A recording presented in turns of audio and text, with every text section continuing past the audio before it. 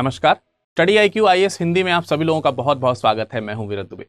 श्रृंखला की अगली कड़ी में हम अब आगे बढ़ चुके हैं और लगातार संभवतः 48वें एपिसोड में इस समय हम लोग हैं।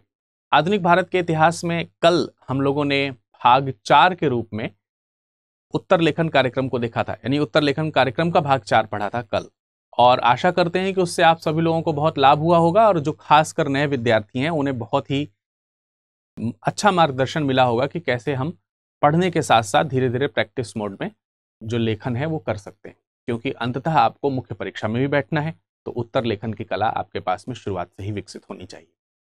इसी मान्यता के साथ हम लोग आगे बढ़ रहे हैं। अब हम यूनिट 5 में हैं, आधुनिक भारत के इतिहास के बारे में जब हम आगे बढ़ रहे हैं स्पेक्ट्रम बुक के माध्यम से अगर हम देखें तो इसमें अब हम भाग 5 में हैं, यानी इकाई 5 में हैं। 4 इकाइयां हम पहले कवर कर चुके हैं।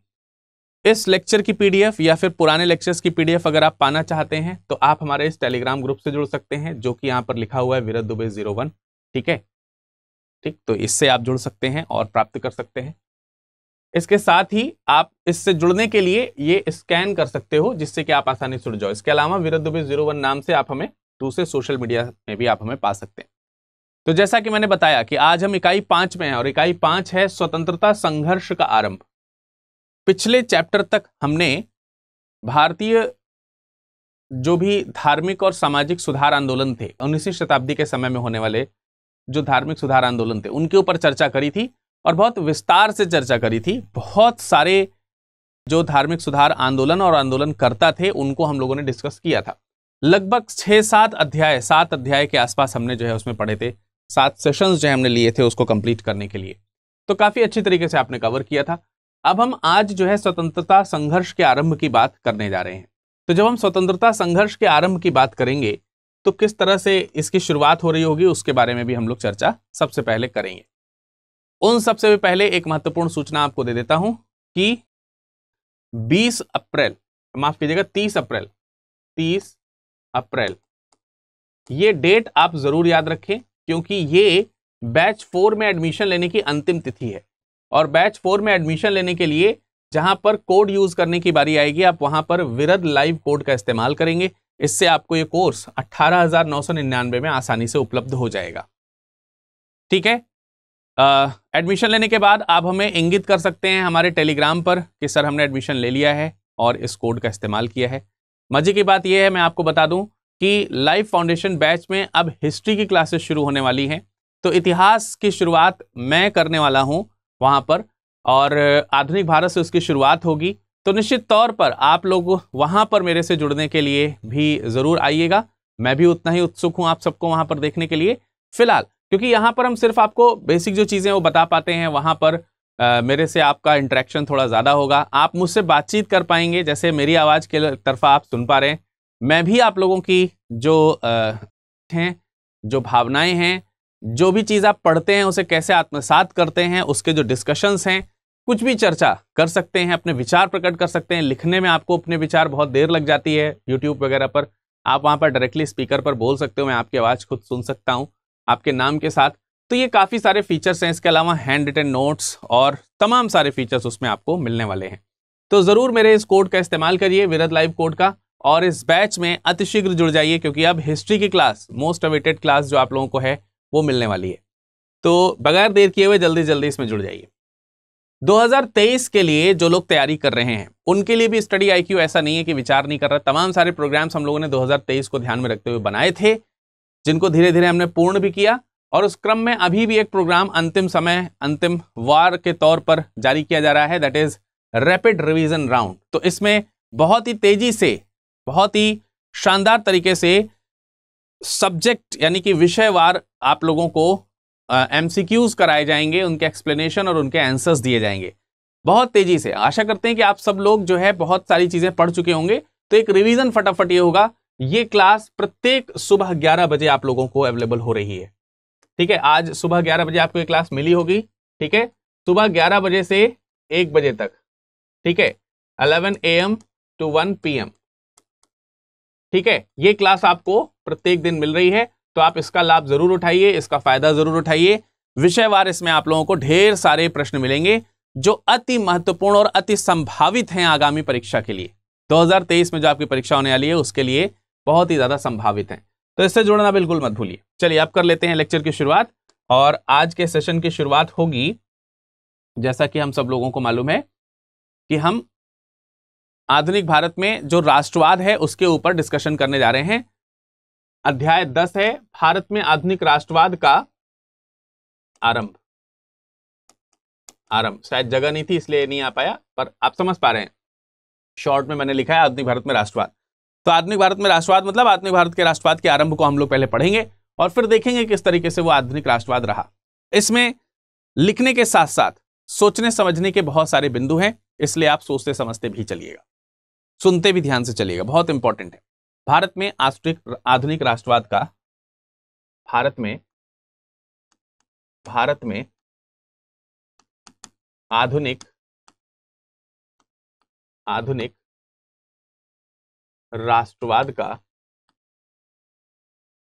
राष्ट्रवाद का आरंभ, ये हम लोग डिस्कशन करने वाले हैं। अब जरा देखिए आधुनिक राष्ट्रवाद की यहां पर बात करी जा रही, बहुत ही ध्यान से समझना है। आधुनिक राष्ट्रवाद शायद कभी पहले भी रहा होगा। प्राचीन भारत में आप लोगों ने पढ़ा कि संभवतः मौर्यंस पहले ऐसे लोग थे जिन्होंने भारत को एकीकृत और राष्ट्रीयकृत किया था। आचार्य चाणक्य के अखंड भारत के स्वप्न को पूरा करने वाले उनके शिष्य चंद्रगुप्त मौर्य के बारे में तो आपने जरूर सुना होगा। तो वो जो चंद्रगुप्त मौर्य थे उन्होंने बहुत विशाल भारत को एकीकृत किया था। उसके बाद काफी ज्यादा समय तक मौर्यन डायनेस्टी ने या मौर्यन साम्राज्य ने अपने राज्य का एक्सपेंशन किया और यूनाइटेड इंडिया को क्रिएट किया। अशोक का नाम भी इसमें आप शानदार तरीके से ले सकते हैं। लेकिन अब बात हो रही है आधुनिक राष्ट्रवाद की, जबकि हम बीच में देखते हैं कि जो 16वीं शताब्दी से लेकर के 19वीं शताब्दी के मध्य में जो यूरोपियों का प्रभाव रहा, 16वीं से 19वीं शताब्दी जो है, इसके बीच में जो यूरोपीय इनका प्रभाव धीरे धीरे करके बढ़ता चला गया और 19वीं शताब्दी में तो जबरदस्त तरीके का इनका प्रभाव भारत में रहा। 18वीं और 19वीं शताब्दी में धीरे धीरे इस चीज का कंजेशन एरा या संक्रमण काल हम देख सकते हैं कि कुछ तो प्रभाव मिलता है कि यूरोपीय ज्यादा हावी हैं भारतीयों पर, और कहीं कहीं पर इस हावी होने के कारण प्रत्युत्तर में विरोध भी हमको देखने को मिलता है। और इसी विरोध से धीरे धीरे करके भारत में आधुनिक राष्ट्रवाद का आरंभ होता है, जिसके प्रथम लक्षण को आपने 1857 की क्रांति में देखा था। 1857 की जो क्रांति हुई वो एक तरीके से हम मान सकते हैं कि इसका प्रथम उदाहरण था, या एक अंकुर जो फूटता हुआ दिखाई देता है जब पौधा जमीन से निकलने का प्रयास करता है। तो वो जो फूटता है, जमीन में क्रैकिंग्स डालता है, वो कोई पेड़ का रूप नहीं होता है, लेकिन वो एक स्वरूप को प्रदर्शित करने का प्रयास करता है। तो 1857 की क्रांति संभवतः वही थी। उसके बाद 2-3 कलियों के रूप में पौधा जो है वो आगे बढ़ता है, 2-3 पत्तियों के रूप में वो पौधा आगे बढ़ने का प्रयास करता है।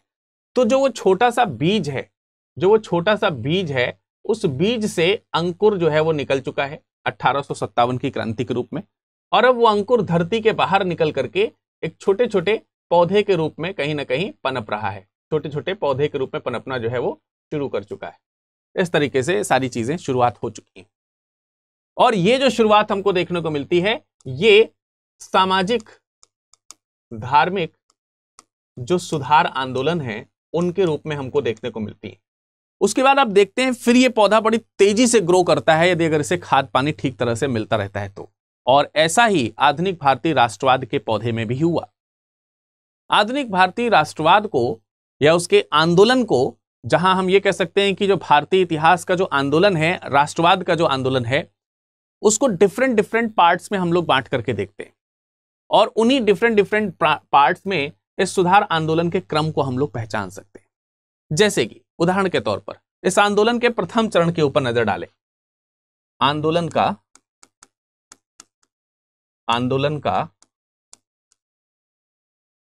प्रथम चरण ये क्या है? आंदोलन का प्रथम चरण क्या है?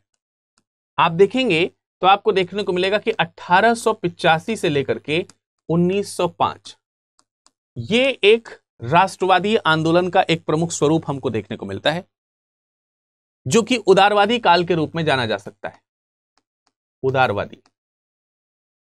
उदारवादी काल, इसको हम लोग उदारवादी काल के रूप में भी देखते हैं, और कई बार इसी चीज को हम भारतीय राष्ट्रीय कांग्रेस का उदारवादी काल भी कहते हैं। तो ये भारतीय राष्ट्रीय कांग्रेस का उदारवादी काल कह लीजिए, या आधुनिक भारत के राष्ट्रवाद के आरंभ का उदारवादी चरण मान लीजिए, यह भी है।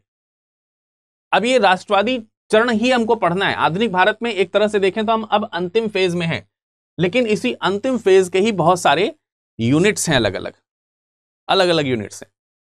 अंततः हमको राष्ट्रवाद तक ही पहुंचना है, और राष्ट्रवाद परिणाम स्वरूप हमको 1947 में एक राष्ट्र के रूप में मिल जाता है। तो राष्ट्रवाद के आरंभ से लेकर के राष्ट्र की प्राप्ति तक जो भी आंदोलन चलेंगे सब राष्ट्रवाद के नाम से ही चल रहे होंगे, और ये सब आधुनिक समय में हो रहे हैं, इसलिए इसको आधुनिक राष्ट्रवाद कहा जाएगा, जिसका पहला चरण आप उदारवादी काल के रूप में देखने को मिलता है। इसकी भी व्याख्या करेंगे हम। दूसरा चरण हम देखेंगे तो ये थोड़ा सा एग्रेसिव है। आंदोलन का दूसरा चरण कैसा है? ये जो है आपको थोड़ा सा उग्र राष्ट्रवाद देखने को मिलता है 1905 से लेकर के 1919 तक। ये आपको थोड़ा सा उग्र राष्ट्रवाद के तौर पर देखने को मिलता है। उग्र राष्ट्रवाद काल, ठीक है। तो ये उग्र राष्ट्रवाद का काल है, उग्र राष्ट्रवाद का काल। इसमें राष्ट्रवाद तेजी से बढ़ जाता है, और हम अपने हक को लेकर के, हम अपने राइट्स को लेकर के, अधिकारों को लेकर के अधिक क्रियाशील हो जाते हैं, उसकी मांग को लेकर के अधिक क्रियाशील हो जाते हैं। यह हमारा दूसरा चरण है। और जब हम देखते हैं कि जब ये डिमांड हम उग्र राष्ट्रवाद में क्रिएट करते हैं, तो यूरोपियंस के द्वारा या ब्रिटिशर्स के द्वारा इसका जम करके विरोध भी किया जाता है।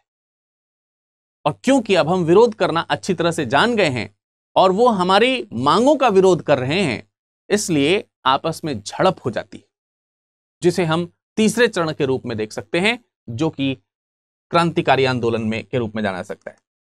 तो इस आंदोलन का तीसरा चरण जो है वो किस रूप में आप देख सकते हैं? क्रांतिकारी आंदोलन के रूप में 1923 से लेकर के तकरीबन 1929 तक आपको ये काल देखने को मिलेगा। क्रांतिकारी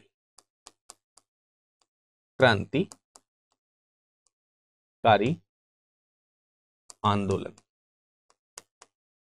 या क्रांतिकारियों का काल, ये आपको देखने को मिलता है। और इन्हीं के समय में, दूसरे और तीसरे चरण के समय में और तीसरे चरण के पश्चात भी एक विशेष भारतीय व्यक्तित्व के प्रभाव में और नेतृत्व में राष्ट्रवादी आंदोलन को चलाया जाता है, और वो कोई और नहीं, हमारे महात्मा गांधी जी। तो 1919 से लेकर के 1942 तक ये राष्ट्रवाद का चौथा चरण है, जिसे आप 1919 से लेकर के, बल्कि यूं कहे कि 1915 से कह सकते हैं, लेकिन आपने देखा कि 1915, 16 और 18 तक जो है, जो गांधी जी के कार्यक्रम है, वो कार्यक्रम उनके क्षेत्र को प्रभावित करते हैं। पर हम राष्ट्रवाद को लेकर के चल रहे हैं, तो आप इसे 1919 से लेकर के 1942 के रूप में देख सकते हैं। ये हमारा गांधीवादी युग कहलाता है, गांधीवादी युग या गांधीवादी काल। इसमें हम गांधीवादी युग यानी कि महात्मा गांधी के नेतृत्व में राष्ट्रवाद को समझने का प्रयास करते हैं, और फिर जाकर के हमारे आंदोलन का पांचवां और अंतिम चरण में देखने को मिलता है। पांचवां और अंतिम चरण, ये आपको 1942 से लेकर के स्वतंत्रता तक आपको देखने को मिलेगा। इसको हम बोलेंगे भारत स्वतंत्रता की ओर, भारत स्वतंत्रता की ओर। अब यहां पर भी हमको कुछ आंदोलनकारी कार्य करने पड़े थे। जैसे 1942 में आपने देखा कि किस तरीके से भारत छोड़ो आंदोलन शुरू होता है। फिर 1942 के बाद 1946, 1947 तक, जब तक भारत को आज़ादी नहीं मिल जाती है, तब तक हम लोगों ने बहुत सारे इस तरीके के कार्य किए हैं जो भारत को आज़ादी की ओर ले जाए। इन्हीं सब चीजों को हम एक अध्याय के रूप में बड़े तौर पर आधुनिक भारत का राष्ट्रवाद नाम दे सकते हैं, लेकिन इन्हें सब एक अध्याय के अंदर कंप्लीट नहीं किया जा सकता, इसलिए इसके अलग अलग चरण हमको देखने को मिलेंगे। और सबसे पहले चरण के रूप में हमको यह देखने को मिलेगा कि आखिर ये आधुनिक भारत का जो राष्ट्रवाद है, आधुनिक भारत जो है, इस राष्ट्रवाद के आरंभ का कारण क्या रहा होगा। इस राष्ट्रवाद के आरंभ का कारण सबसे पहले हमको यह जानना होगा। यहां तक जो भी बातें मैंने बताई, क्या ये आपको स्पष्टतः समझ में आई हैं? क्या जो मैंने बताने का प्रयास किया ये आप समझ पाए? क्योंकि इसको समझे बगैर अब आगे का आधुनिक भारत आप एक क्रम में नहीं लगा पाएंगे। आशा करते हैं कि आपको ये पॉइंट्स जो है वो समझ में आए। 19वीं शताब्दी के उत्तरार्ध में, यानी कि जब धीरे धीरे करके 19वीं शताब्दी समाप्त हो रहा है या हो रही है, तो जो ब्रिटिश साम्राज्यवादी नीतियां हैं, उनकी जो प्रसारवादी नीतियां हैं और उनके द्वारा जो भारत के आर्थिक शोषण के कार्य हैं, उनके विरुद्ध एक तीव्र विक्षोभ जो है वो 19वीं शताब्दी में हमको देखने को मिलता है। मैंने बताया कि इसकी शुरुआत आप 1857 की क्रांति में देख सकते हैं। 1857 की क्रांति के रूप में आप देख सकते हैं। मैंने आपको बताया थोड़ी देर पहले, यहां लिखा, ये है जहां से कनखा वो फूट रहा है बीच का। 1857 में व्यापक विरोध हुआ, लेकिन वो विरोध जो था वो सशस्त्र विद्रोह था। लड़ाई करी गई उसमें तेजी से, लेकिन इसके बाद आप देखेंगे इन सब में कहीं पर भी हथियार उठाने जैसी बात नहीं होगी। अगर आप सोचेंगे कि सर क्रांतिकारी आंदोलन में तो हथियार उठाए गए, तो उसमें कोई खुला युद्ध नहीं हुआ। क्रांतिकारी घटनाएं घटी जिसमें हमें हथियार उठाना पड़ा, लेकिन युद्ध जैसी परिस्थितियां जो हमको 1857 की क्रांति में देखने को मिलती हैं, वो 1857 की क्रांति के बाद देखने को नहीं मिली। फिर हमने ये सारे तरीके अपनाए और इन तरीकों में अंततः हमको स्वतंत्रता प्राप्त हुई। 1857 की क्रांति का असफल होना शायद हमारे लिए और ज्यादा महत्वपूर्ण था। लोग कहते हैं कि सफलता महत्वपूर्ण होती है, लेकिन 1857 की क्रांति अपनी विफलता के कारण काफी संतोष प्रदान करती है। क्यों? क्योंकि 1857 की क्रांति क्योंकि विफल हुई, इसलिए असंतोष और बढ़ा ब्रिटिशर्स के खिलाफ। यदि यह असंतोष ना बढ़ता तो शायद अभी हम और गुलाम रहते। तो यह असंतोष और ज्यादा बढ़ा और इस असंतोष ने देश के अंदर एक राष्ट्रीय चेतना, जिसे नव राष्ट्रवाद कह सकते हैं, उसका उदय किया, उसकी शुरुआत की। लोग स्वतंत्रता पाने के लिए अब लालायित होने लगे, उनकी इच्छा बढ़ गई, उनकी लालसा बढ़ गई और यह लालसा अंततः 1947 में ही तृप्त हुई। स्वतंत्रता के संघर्ष की तमाम सारी जो अवस्थाएं हैं, उनका विश्लेषण, उनके बारे में जानकारी इन चरणों के माध्यम से प्राप्त की जा सकती है। लेकिन जैसा कि मैंने कहा कि इन चरणों में, इन कारकों में जाने से पहले हमें यह समझना होगा कि इस राष्ट्रवाद के आरंभ के क्या कारण रहे होंगे। क्या 1857 ही एकमात्र कारण है या कि इसके और भी कुछ कारण हो सकते हैं? तो हम जानेंगे आधुनिक राष्ट्रवाद के उदय के कारण। ठीक है, आधुनिक राष्ट्रवाद के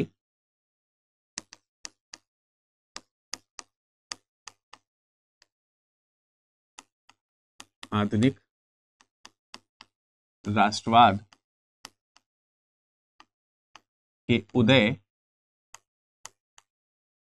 के कारण।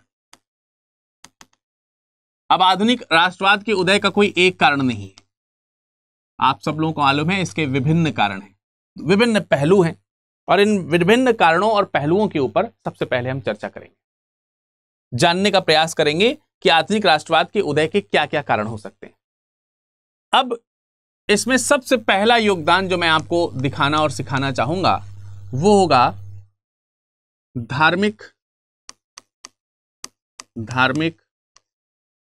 सामाजिक सुधार आंदोलन।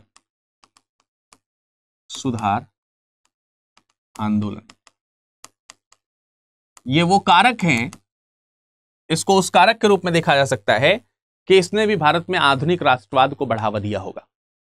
अब आप कहेंगे सर ये तो आपने पिछले चैप्टर में पढ़ाया है, लेकिन उसमें कहीं ये वाला आपने रूप नहीं दिखाया या इस चीज की बात नहीं करी गई कि आधुनिक राष्ट्रवाद के उदय के कारण के तौर पर भी धार्मिक सामाजिक सुधार आंदोलनों को देखा जा सकता हो।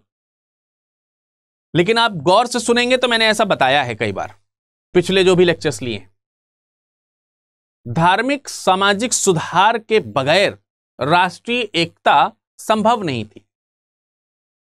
जैसे ही सामाजिक धार्मिक सुधार आंदोलनों ने रिफॉर्म्स करने शुरू किए, सुधार करने शुरू किए, उससे अपने आप जातीय एकता और भूभागीय एकता, भाषाई एकता, इन सब का हमको सम्मिश्रण देखने को मिलता है और इसी सम्मिश्रण से राष्ट्रीय एकता जो है वो प्रस्फुटित होते हुए दिखाई देती है।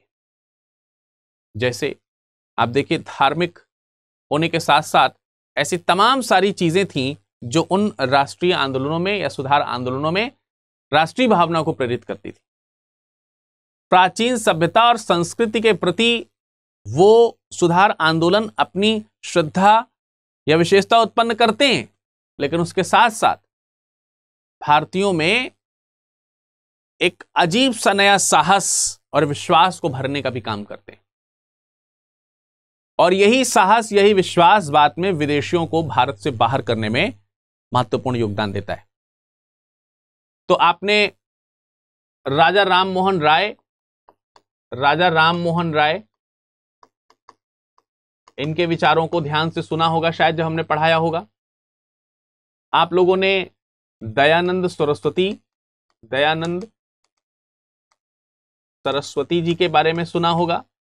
आपने ईश्वर चंद्र जी के बारे में सुना, ईश्वर चंद्र विद्यासागर, उनके बारे में सुना होगा। आपने स्वामी विवेकानंद को सुना, और इन सब लोगों ने, इन तमाम सारे लोगों ने धार्मिक सामाजिक सुधार के साथ साथ राष्ट्रीय एकता पर भी बल दिया। आप लोगों ने स्वामी दयानंद सरस्वती की उद्घोषणा सुनी होगी ना, भारत भारतीयों के लिए है, भारत भारतीयों के लिए, ये नारा दिया उन्होंने। अब ये भारत भारतीयों के लिए है, ये नारा किस चीज को रिप्रेजेंट कर रहा है भाई? भारत भारतीयों के लिए। निश्चित तौर पर यह प्रारंभिक राष्ट्रवाद की भावना ही है। विवेकानंद जी कहते हैं, हमारे देश को आज ऐसे लोगों की आवश्यकता है जिनका शरीर लोहे के समान बना हो, इनकी इच्छा इतनी बलवती हो जिस पर प्रतिरोध का कोई प्रभाव ही ना पड़े। ये स्वामी विवेकानंद जी का कहना है। राष्ट्रीय एकता के लिए ही तो है। और आप लोगों ने एनी बेसेंट इनका भी आप लोगों ने निश्चित तौर पर एक स्टेटमेंट सुना होगा जिसमें वो कहती हैं, स्वतंत्र व्यक्ति ही स्वतंत्र देश का निर्माण कर सकता है, और केवल स्वतंत्र व्यक्ति ही स्वतंत्र राष्ट्र का निर्माता हो सकता है, अब ये स्टेटमेंट कैसा है? क्या है ये स्टेटमेंट? स्पष्ट रूप से अगर हम राष्ट्रीय रूप में स्वतंत्र होना चाहते हैं तो हमें स्वयं को स्वतंत्र बनाना होगा, स्वयं को स्वतंत्र करना होगा। तो ये जो भावनाएं हैं, ये धार्मिक सामाजिक सुधार से उत्पन्न हो रही हैं, जिनको आप यहां पर देख पा रहे हैं, ये धार्मिक सामाजिक सुधार आंदोलन जो है, स्पष्टतः आपको इस आधुनिक राष्ट्रवाद के उदय के कारण के रूप में देखने को मिल रहे होंगे। हाँ या नहीं, बताइए, समझे कि नहीं? तो अब दूसरे कारक के ऊपर भी चर्चा कर लेते हैं। दूसरा क्या कारक हो सकता है? दूसरा कारक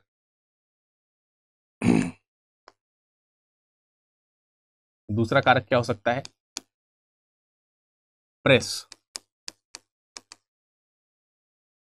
एवं साहित्य। भारतीय प्रेस और भारतीय साहित्य ने भी एक तरीके से आधुनिक राष्ट्रवाद को बढ़ावा देने का कार्य किया है। तो यह भी एक पॉइंट है जो हमको ध्यान रखना है। यह भी एक महत्वपूर्ण पॉइंट आपको देखने को मिलेगा। राष्ट्रवाद प्रचार की अपेक्षा रखता था उस समय। राष्ट्रवाद से अपेक्षाएं थी कि जिन लोगों के अंदर राष्ट्र जैसी शब्दावली जिनके दिमाग में है ही नहीं, उनके अंदर उस शब्दावली को पैदा किया जाए। और आपको जानकर ताज्जुब होगा कि यह शब्दावली केवल अशिक्षित वर्ग के दिमाग से ही गायब नहीं थी, बल्कि शिक्षित वर्ग के दिमाग से भी गायब थी। यानी कि राष्ट्रवाद हमें शिक्षित वर्ग को भी सिखाना था। मजेदार बात यह है, राष्ट्रीय एकता में इस प्रेस और साहित्य की भूमिका को पर्याप्त योगदान के तौर पर देखा जा सकता है। आप लोगों को बता दूं कि सन 1860 के आसपास तक 650 से भी अधिक समाचार पत्र जो है वो थे, समाचार पत्र। लेकिन इन समाचार पत्रों की संख्या और बढ़ गई जब हम देखते हैं कि 1877 तक का समय आता है। 1877 तक के समय में इसकी संख्या बढ़ करके 1 लाख तक हो जाती है, 1 लाख तक। और मजे की बात यह थी कि इस समय जो ये समाचार पत्र हुए, इनमें में से ज्यादातर देशी भाषा के थे, और देशी भाषा के होने के कारण इनका प्रभाव जो है वो भारतीय जनता पर तेजी से पड़ा।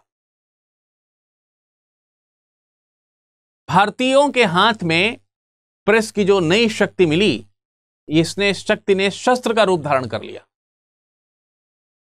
और जो भी राजनीतिक शिक्षा का प्रचार करना था, इस प्रेस ने राजनीतिक शिक्षा के प्रसार में महत्वपूर्ण योगदान दिया। राजनीतिक शिक्षा का प्रसार हुआ इससे, शिक्षा का प्रसार। और बगैर राजनीति में योगदान दिए तो भारत को स्वतंत्रता मिलने वाली नहीं थी। और इसी राजनीतिक शिक्षा के प्रसार के द्वारा ही राष्ट्रवाद का प्रसार किया गया। राष्ट्रवाद का प्रसार प्रचार इनके माध्यम से तेजी से हुआ। अब राष्ट्रवाद का प्रचार प्रसार इनके माध्यम से कैसे हुआ?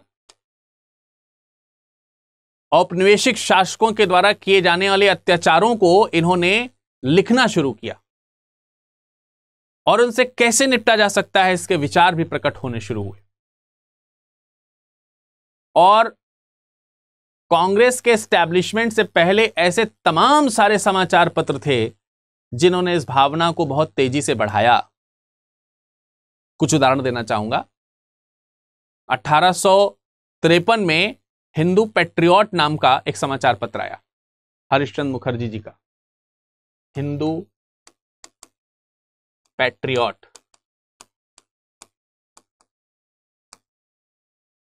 ये एक समाचार पत्र था। बंगाल में नील की खेती और बागान मालिक जो थे, उन बागान मालिकों के द्वारा अपने किसानों और श्रमिकों के ऊपर किए जाने वाले अत्याचार को इस हिंदू पैट्रियट ने उजागर किया था। हरिश्चंद्र मुखर्जी ने इसका प्रकाशन 1853 में किया है। हरिश्चंद्र मुखर्जी, ठीक है।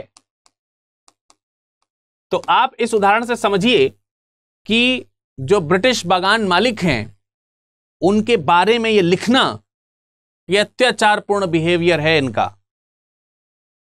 किस तरीके से ये शोषण कर रहे हैं भारतीय जनता का, इसके बारे में निडर होकर के लिखना, तो आम जनता तक ये पहुंचाना जो नील से संबंधित नहीं है उसे समझाने का प्रयास किया।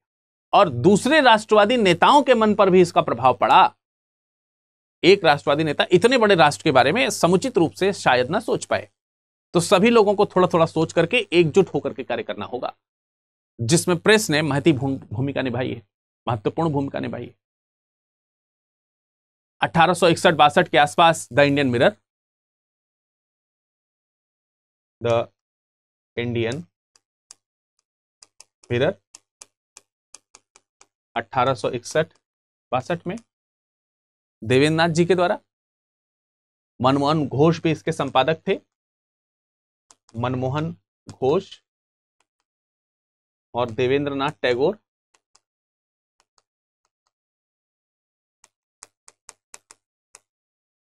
इसके प्रधान संपादक थे। कलकत्ता से ये न्यूज़पेपर निकाला गया था, राष्ट्रीय चेतना को जगाता था। ये भी आप लोगों ने अमृत बाजार पत्रिका का नाम सुना होगा। अमृत बाजार पत्रिका, एबीपी इसी को बोलते हैं, अमृत बाजार पत्रिका।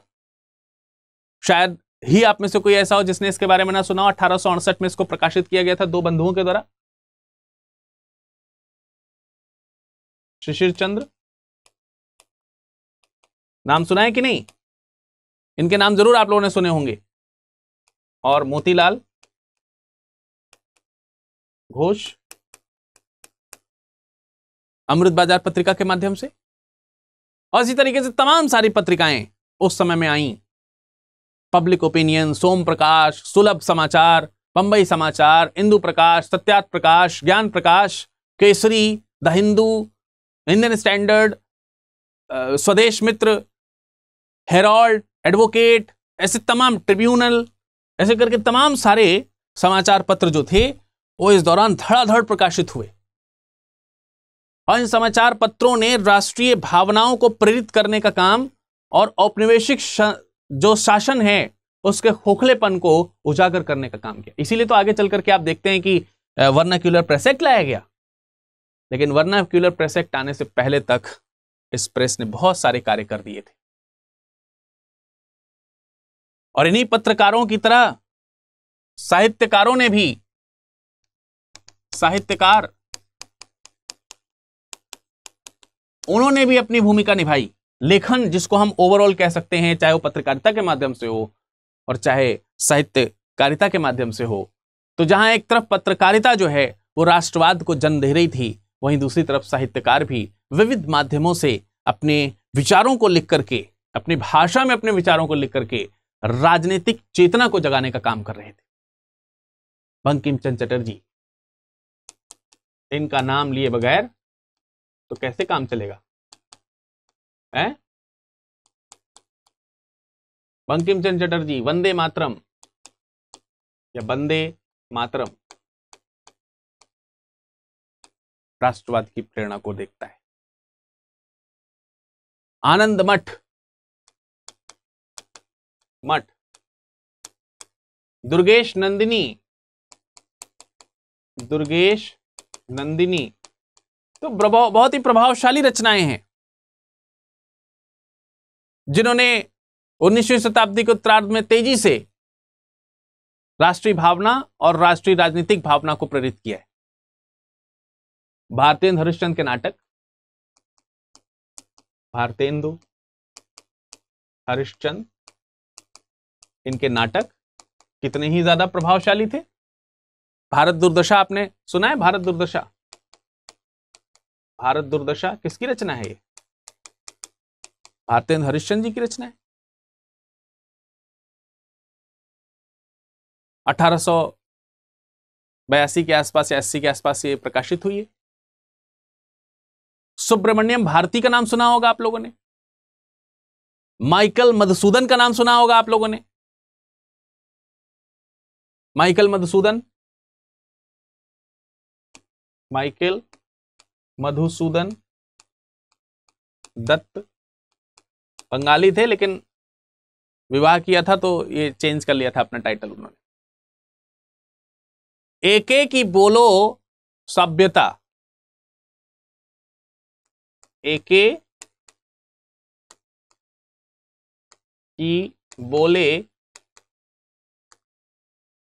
सभ्यता, ये इनकी रचना है, 1860 में प्रकाशित हुई थी। दयानंद सरस्वती का नाम लिख लीजिए, दयानंद सरस्वती। अरे बहुत सारे भाई, कितने नाम लिखेंगे। सत्यार्थ प्रकाश जो है, सत्यार्थ प्रकाश का जो प्रकाशन हुआ है। तो इस तरीके से हम ये कह सकते हैं कि इन सब लोगों ने भी अपने लेखों के माध्यम से, फिर चाहे ये राजनीतिक राष्ट्रवाद को प्रेरणा देने वाले ये समाचार पत्र हों, या फिर इसी भावना से प्रेरित होकर लिखे गए ये तमाम सारे साहित्य और साहित्यकार, इन सब ने सुसुप्त भारतीयों के हृदय में, या भारतीयों के हृदय में सुसुप्ता अवस्था में पड़े हुए राष्ट्रवाद को एकदम झकझोर दिया। निकालो इसे बाहर, आवश्यकता हो चुकी है अब इसकी। आधुनिक राष्ट्रवाद के ऊपर बल दिया, और इसी आधुनिक राष्ट्रवाद ने अंग्रेजों की नींद हराम कर दी। तो ये एक और तरीका था जिसने आधुनिक राष्ट्रवाद को जन्म दिया। ये वो सारे कारक हैं जिनके बारे में आज हम चर्चा कर रहे हैं। आधुनिक राष्ट्रवाद को तो पढ़ेंगे आगे के अध्याय में, लेकिन शुरू कैसे हो रहा है? ऐसे ही शुरू हो रहा है। जिस अंग्रेजी शिक्षा को ला करके ब्रिटिशर्स चाहते थे कि हम इसके माध्यम से इन्हें हम यूरोपियन बना देंगे, इनके ऊपर हम राज करेंगे, इनको हमेशा हमेशा के लिए गुलाम बना देंगे, इनके धर्म को परिवर्तित कर देंगे, उसी अंग्रेजी शिक्षा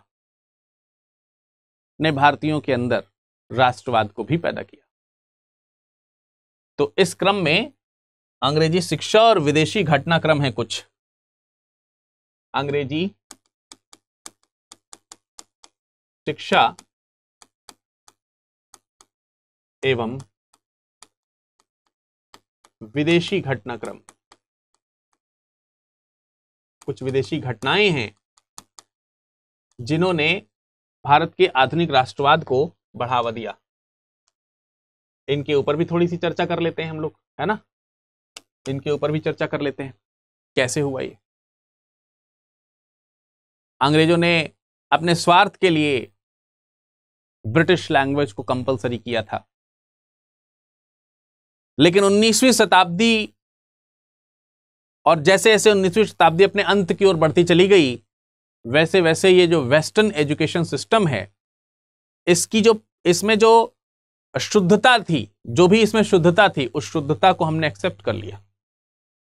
आपको मैंने बताया ईश्वरचंद्र विद्यासागर, राजा राम मोहन राय, विवेकानंद, ऐसे तमाम सारे प्रतिनिधियों को बताया जिन्होंने वेस्टर्न जो संस्कृति है और जो चिंतन है, विचार जो है, उसको, उसके शुद्ध रूप को एक्सेप्ट करने की बात कही है और किया है।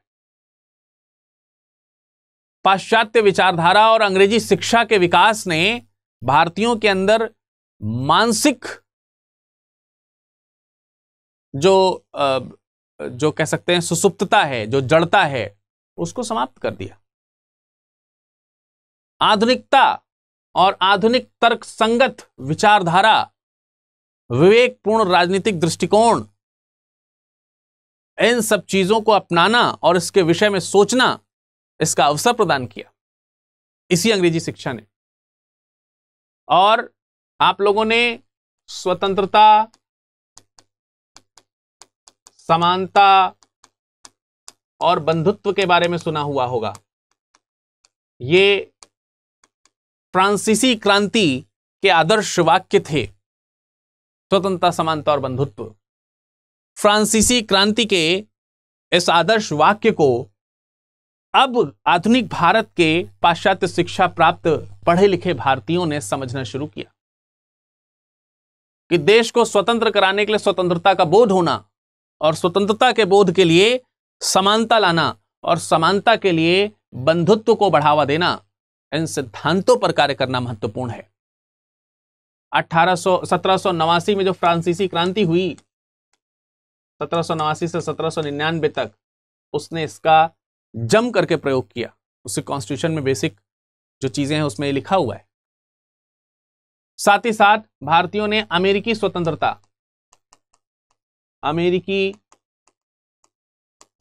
स्वतंत्रता जो संग्राम हुआ 1776 में, 1776 का जो समय है ये तो इंपॉर्टेंट है अंग्रेजी स्वतंत्रता संग्राम के लिए। आपको मालूम है 4 जुलाई 1776 का जो समय है उसमें घोषणा पत्र में लिखा गया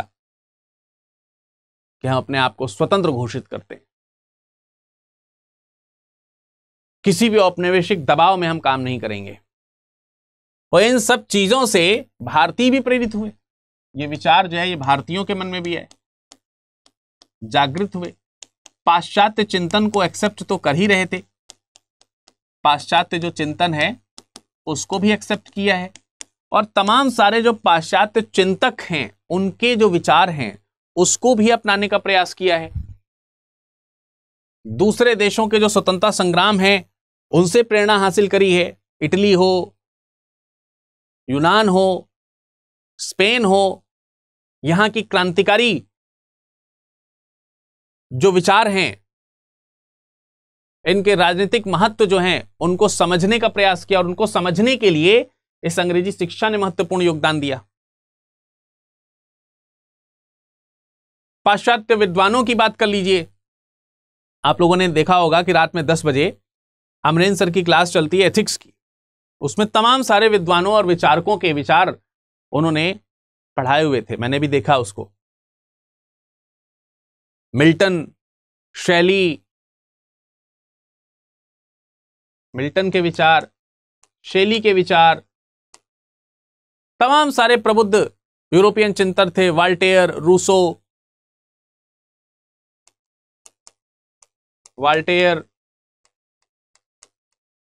रूसो, मिल, मेंजनी, ये तमाम सारे नाम हैं, गैरीबॉल्डी, इन सब के विचारों को भारतीयों ने, प्रबुद्ध भारतीयों ने एक्सेप्ट करना जो है वो शुरू कर दिया तेजी के साथ। मैकेंजी का नाम सुना होगा आप लोगों ने, बायरन का नाम सुना होगा आप लोगों ने। इनकी जो क्रांतिकारी और राजनीतिक प्रेरणाएं थी, इसको भारत के शिक्षित वर्ग के लोगों ने अवशोषित कर लिया, सीख लिया, और सीख करके भारत में उसको बोना शुरू कर दिया। परिणाम स्वरूप भारतीय विदेशी दासता को अपमान की तरह देखने लगे,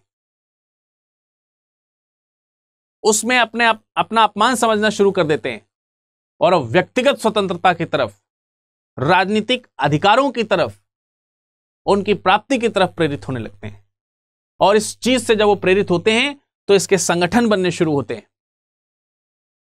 रैमजे मैकडोनाल्ड का नाम सुना होगा आप लोगों ने निश्चित तौर पर। रैमजे मैकडोनाल्ड कहता है कि ये जो आज भारतीय स्वतंत्रता की बात कर रहे हैं, राजनीतिक अधिकारों की मांग कर रहे हैं, इसके बारे में उसके विचार हैं। उसने कहा कि अधिकार और स्वतंत्रता के सिद्धांतों को जो भारतीय नेताओं ने स्वीकार करना शुरू किया है, इसकी सीख उन्होंने इसी ब्रिटिश सत्ता से सीखी है, और आज वे अंग्रेज सरकार के समक्ष उसको रख रहे हैं। तो कहने का अर्थ यह हुआ कि ये जो अंग्रेजी शिक्षा जिसके माध्यम से ब्रिटिशर्स हमारे ऊपर राज करना चाहते थे, उसी के माध्यम से, उसी को आत्मसात करते हुए हम भारतीयों ने उसको अपनी स्वतंत्रता के लिए इस्तेमाल कर लिया। कहते हैं कभी कभी सामने वाले का जो हथियार है ना, वही आत्मरक्षा का भी कार्य कर बैठता है। और भारतीयों के सेंस में, ब्रिटिशर्स के सेंस में तो इसके अनंत उदाहरण देखने को मिलते हैं। आपने हमें गुलाम बनाने का प्रयास किया, इसीलिए हमने मुंह तोड़ आपको जवाब दिया। आपने अपनी भाषा, अपना धर्म, अपनी संस्कृति हमने थोपने का प्रयास किया, हमने उसमें से अच्छी चीजें सीख ली और उसी का प्रयोग करके उसका काट निकाला। तो इस प्रकार से हम कह सकते हैं कि अंग्रेजी शिक्षा और विदेशी जो घटनाएं थीं, जो तमाम सारी मैंने बताई, इसने भी भारतीय लोगों के मन में या भारतीयों के मन में भारतीयता की भावना को पैदा किया, राष्ट्रवाद की भावना जो है उसको पैदा किया। आधुनिक राष्ट्रवाद, इसको पैदा करने में इसका महत्वपूर्ण योगदान रहा। इस बात को हमें अच्छी तरीके से समझना चाहिए। विदेशी शिक्षा ही नहीं, विदेशियों के माध्यम से जो विदेशियों ने राज करने के जो दूसरे माध्यम अपनाए थे, उसके द्वारा भी हम लोगों ने निश्चित तौर पर जोरदार प्रहार किया है। अगर भारतीयों ने अंग्रेजी ना सीखी होती, आप लोग कहते हैं, मैंने सुना कि बहुत सारे लोगों ने राजा राम मोहन राय को अंग्रेजों का टट्टू कहा। ये आधुनिक भारत के कुछ लोग कहते हैं। सोच कितनी निम्न है, आप सोचिए, मैं उनको क्या ही कहूं।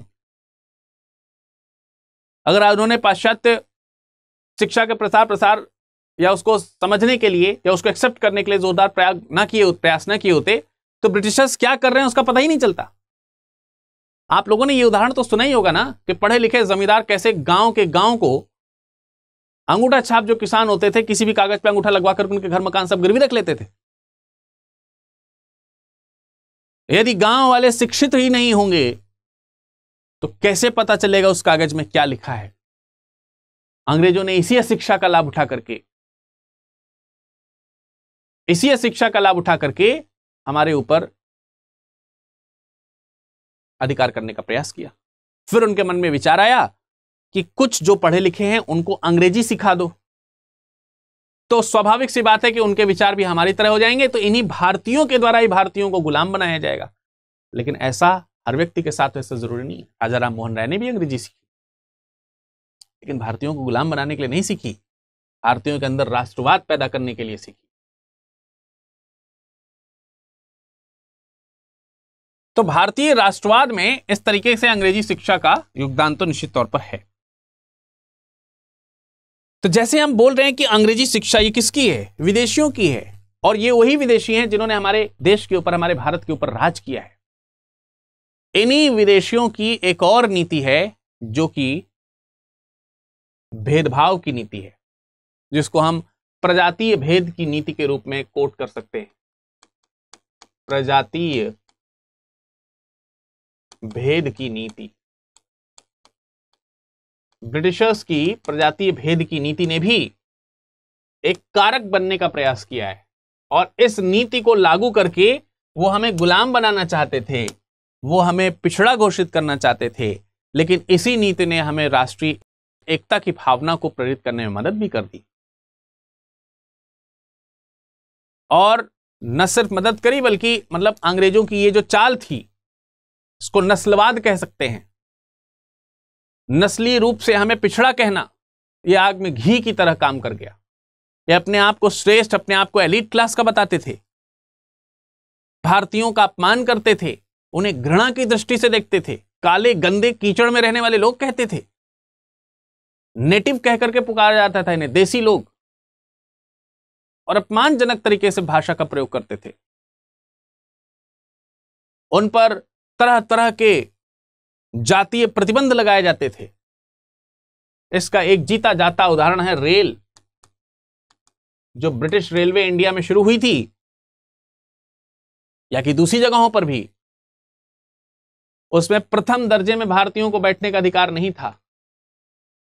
प्रथम दर्जे में भारतीय, इनको बैठने का अधिकार नहीं। तमाम सारी जगहों पर आप लोगों ने पढ़ा सुना होगा कि ब्रिटिशर्स अपने ऑफिस में लिखते थे, Indians and dogs are not allowed to enter in. हमारी तुलना पशुओं से की जाती थी। उनकी इसी तुलना के कारण हमारे अंदर राष्ट्रीय एकता की भावना जागृत हुई। हालांकि इसको मैं ये नहीं कह सकता कि यह एक अवसर के रूप में देखा जाए, परंतु कहीं कहीं दुर्गमता में भी अवसर मिल ही जाते हैं। ये प्रभावी तौर से कार्य करने लगे। कई बार जिस डिब्बे में अंग्रेज बैठे होते थे, उस डिब्बे में भारतीयों को बैठने से रोका जाता था। अंग्रेजी मुकदमे जो हैं, उनकी सुनवाई भारतीय नहीं कर सकते थे। और कई बार तो अंग्रेजी अपराधी जो होते थे, एक अपराध के लिए उन्हें जो सजा मिलनी चाहिए, वो सजा कई बार भारतीयों की तुलना में कम होती थी। अगर वही अपराध भारतीय करते तो उन्हें घनिष्ठ सजाएं मिलती थी। और इन सब भेदभाव भरी नीतियों ने भारत के अंदर राष्ट्रीय एकता की भावना पैदा कर दी, अंग्रेजों के प्रति घृणा उत्पन्न करी गई, और इसमें किसी और ने नहीं, स्वयं इन्हीं लोगों ने पैदा करी। इसका एक और बड़ा उदाहरण मैं आपको देना चाहूंगा। लॉर्ड लिटन की नीतियों को तो आप नजरअंदाज नहीं कर सकते। लॉर्ड लिटन की नीतियां, इन लॉर्ड लिटन की नीतियों ने निश्चित तौर पर तत्कालीन भारतीय समाज को बहुत ही पीड़ित किया, लेकिन उसी पीड़ा ने भारतीय राष्ट्रवाद को जन्म भी दे दिया। भारत अफगान नीति की बात हो,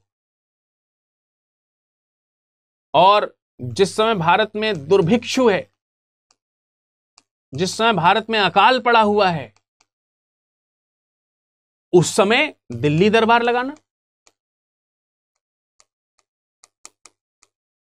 महारानी विक्टोरिया जो हैं, महारानी जो विक्टोरिया हैं, जो कि ब्रिटेन की महारानी हैं, उन्हें भारत की महारानी घोषित करना, भारत की महारानी घोषित करना, इस तरीके के जो कार्य, और वो भी उस समय जिस समय भारतीय एक एक दाना अन्न के लिए तरस रहे हों। आईसीएस की परीक्षा में एज को घटा देना, आईसीएस की परीक्षा में अंग्रेजी भाषा का इस्तेमाल होना, विदेश में इसकी परीक्षा कराया जाना, शस्त्र कानून को पारित करना, और शस्त्र कानून के तहत, आर्म्स एक्ट के तहत भारतीयों के साथ भेदभाव भरी नीति का पालन करना, इस तरीके की इस नीति ने भी भारतीयों के अंदर राष्ट्रवाद को जगा दिया। सुरेंद्रनाथ बनर्जी जी कहते हैं कि लॉर्ड लिटन के इस प्रतिक्रियावादी जो नीति थी इसने जनता के अंदर जो उदासीनता, अरे ठीक है चल रहा है, उस उदासीनता की जो दृष्टिकोण था, उस उदासीनता के दृष्टिकोण को झकझोर दिया और एक नवजीवन देने का प्रयास किया। कई बार ये कार्य इसी तरह से होते हैं। वो कहते हैं कि कभी कभी हमारे साथ बहुत कुछ खराब हो रहा होता है, ऐसी चीजें घटित हो रही होती हैं जिसके बारे में हमें बड़ा अफसोस होता है कि मैंने ऐसा क्या किया कि मेरे जीवन में ये दुख, ये कष्ट। कई बार आपको इस तरीके से अफसोस जाहिर करना पड़ता है, लेकिन कुछ समय बाद आप देखते हैं कि यदि जीवन में आपके वो कष्ट ना आए होते तो आगे आने वाले जीवन में आपने जो सुख प्राप्त किए हैं वो शायद ना मिलते। तो कई बार तत्कालीन कष्ट आगामी सुख का कारण होते हैं। ये बात हमको यहां से स्पष्ट रूप से देखने को मिलती है।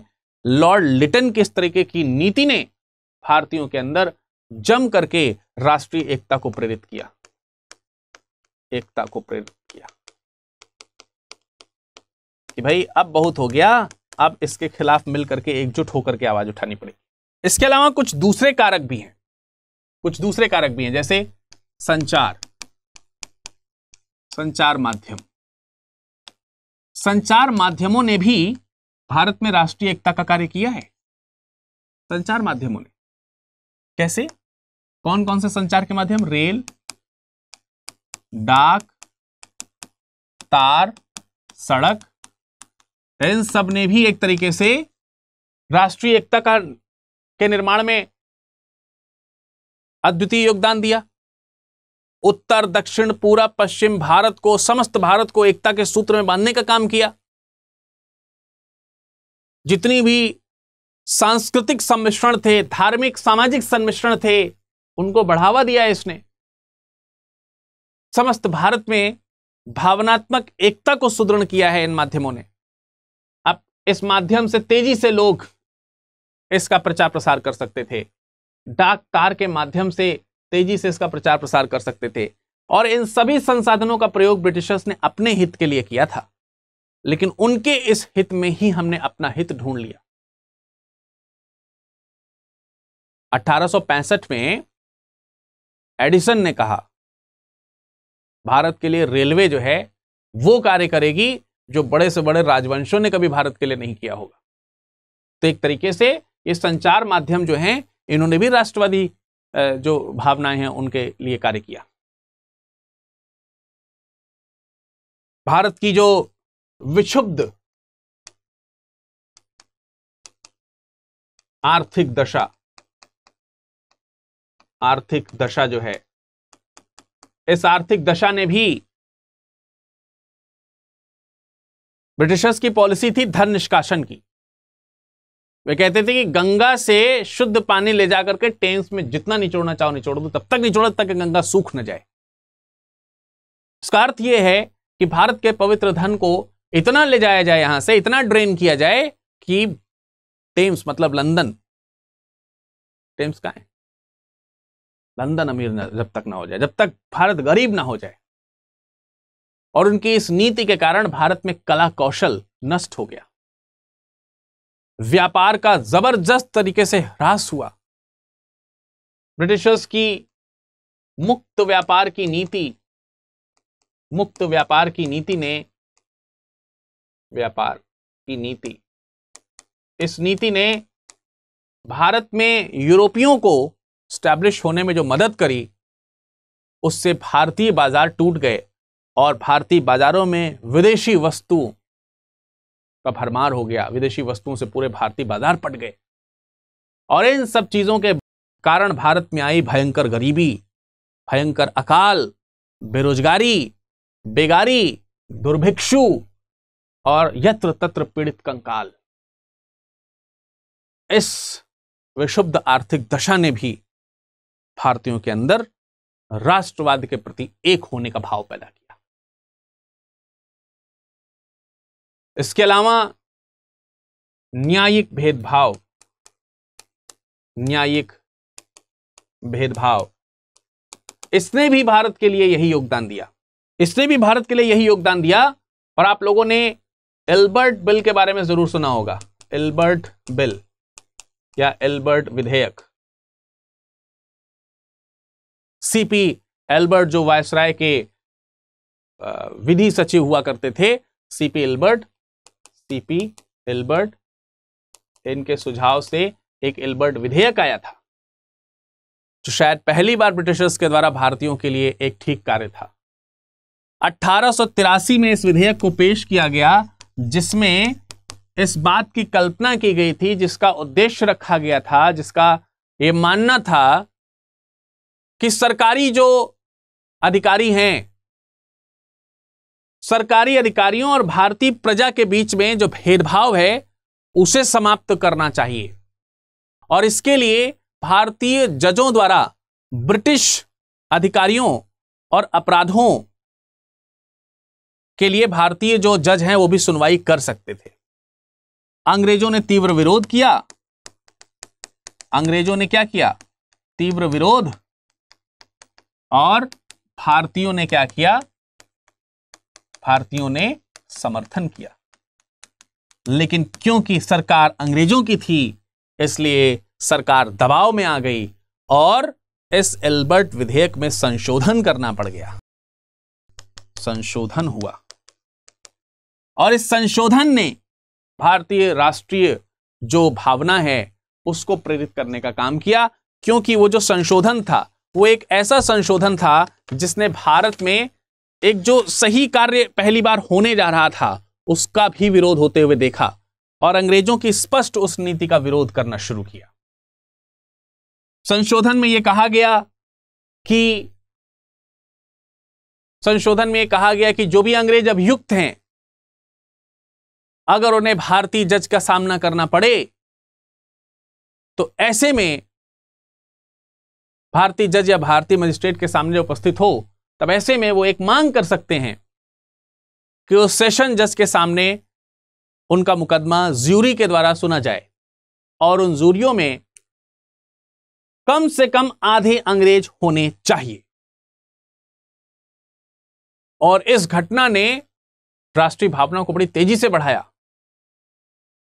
यार मतलब स्पष्ट कर दिया सीधे सीधे, उन्होंने ब्रिटिशर्स ने सीधे सीधे कहा ना कि हमें जो है भारतीय जज जो है हमारा निर्णय थोड़ी सुनाएंगे, भारतीय जजों के निर्णय से अंग्रेज नहीं चलेंगे, हमारी जो सुपीरियरिटी है वो आहत होगी, खुले तौर पर ब्रिटिशर्स ने कहा। और भारतीयों को लगा कि गजब है भाई, भारतीय पढ़े लिखे भारतीय के द्वारा सुनाए गए न्याय से इनके सम्मान को चोट लगेगी। और ये जो अभी तक भारतीय लोगों के सम्मान को चोट पहुंचाते आ रहे हैं ब्रिटिशर्स के द्वारा सुनाए गए निर्णयों के द्वारा, राष्ट्रवाद को तेजी से एक किया गया। इस भावना ने भी राष्ट्रवाद को बड़ी तेजी से बढ़ाया। इस घटना ने, इस एल्बर्ट बिल ने, इस एल्बर्ट विधेयक ने भी राष्ट्रवाद को तेजी से बढ़ाया। और इसके बाद 1885 में इंडियन नेशनल कांग्रेस का एस्टैब्लिशमेंट हो गया, जिसने राष्ट्रवाद को तब तक जगाए रखा जब तक कि भारत एक राष्ट्र के रूप में स्वतंत्र नहीं हो गया। यह योगदान सिर्फ केवल इंडियन नेशनल कांग्रेस को ही नहीं दिया जा सकता है, हालांकि दूसरी संस्थाएं भी हैं जिन्होंने इस दिशा में महत्वपूर्ण भूमिका निभाई है, लेकिन उसको अलग अलग फेजेस में हम लोगों को पढ़ना होगा। आज के इस सभा को हम यहीं रोकना चाहेंगे। भारतीय राष्ट्रवाद के उदय के कारण को हमने समझने का प्रयास किया है, और उस उदय के कारण से जो तत्काल प्रभाव पड़ा और जो प्रारंभिक राष्ट्रवाद हमको देखने को मिला, समितियों के रूप में, संगठनों के रूप में, तमाम सारे उन समितियों और संगठनों के बारे में जानकारी लेंगे हम अगले एपिसोड में। आशा करते हैं कि आज जो चीजें हमने आपको बताई हैं वो समझ में आई होंगी। इस टेलीग्राम ग्रुप से जुड़ करके आप इस लेक्चर का पीडीएफ पा सकते हैं और अपनी अन्य चीजों की जानकारी के लिए हमारे साथ सोशल मीडिया में भी जुड़ सकते हैं। सोशल मीडिया हो या फिर टेलीग्राम ग्रुप हो, सभी में मैं विरत दुबे 01 नाम से ही मिलता हूं। जाते जाते मैं फिर आपको बता दूं कि अति शीघ्र आप लोगों को लाइव फाउंडेशन बैच में इतिहास की क्लासेस मिलने वाली हैं, तो फटाफट से हमारे इस विरत लाइव कोड का इस्तेमाल करना शुरू कर दीजिए, क्योंकि इसके इस्तेमाल से आप लोगों को एक तो इतिहास की मेरी क्लासेस जो है आपको मिलनी शुरू हो जाएंगी, और इसके इस्तेमाल से आपको 18,999 रुपए में, मात्र 18,999 रुपए में ये कोर्स अवेलेबल हो जाएगा। तो मैं तो काफी उत्सुक हूं आप लोगों से जुड़ने के लिए। देखना है कि आपके अंदर उत्साह कितना है। आप अधिक से अधिक मात्रा में इस कोड का इस्तेमाल करके लाइव फाउंडेशन बैच के साथ जुड़िए, और जब आप कोर्स परचेज कर लें तो हमारे टेलीग्राम पे हमें इंगित भी कर दें, बता भी दें कि हमने ये कोर्स परचेज किया है और उसमें इस कोड का इस्तेमाल किया है। किसी भी प्रकार की आपकी समस्या होगी तो हम आपकी समस्या को जरूर सुनेंगे, रिजॉल्व करने का प्रयास करेंगे, अगर आपको किसी प्रकार से क्लास लेने में दिक्कत आ रही है तो चलिए जल्दी से आप वेबसाइट पे जाइए या फिर ऐप डाउनलोड करिए और तुरंत वहां पर बाय नाउ पर क्लिक करके जहां पर कूपन कोड अप्लाई करने की बारी आएगी, वहां पर आप टाइप करिएगा विरत लाइव बिना किसी स्पेस के और छूट पाइएगा। इस बैच में एडमिशन लेने की अंतिम तिथि है 30 अप्रैल, तो इससे पहले आप इससे जरूर जुड़ जाएं। ठीक है, इससे पहले आप इससे जरूर जुड़ जाएं। ये 2 स्कैनर्स हैं, आप इसे स्कैन करके हमारे सोशल मीडिया प्लेटफॉर्म से जुड़ सकते हैं। आज की इस सभा में फिलहाल इतना ही, मुलाकात करेंगे अगले सत्र में। तब तक ले नमस्कार, धन्यवाद।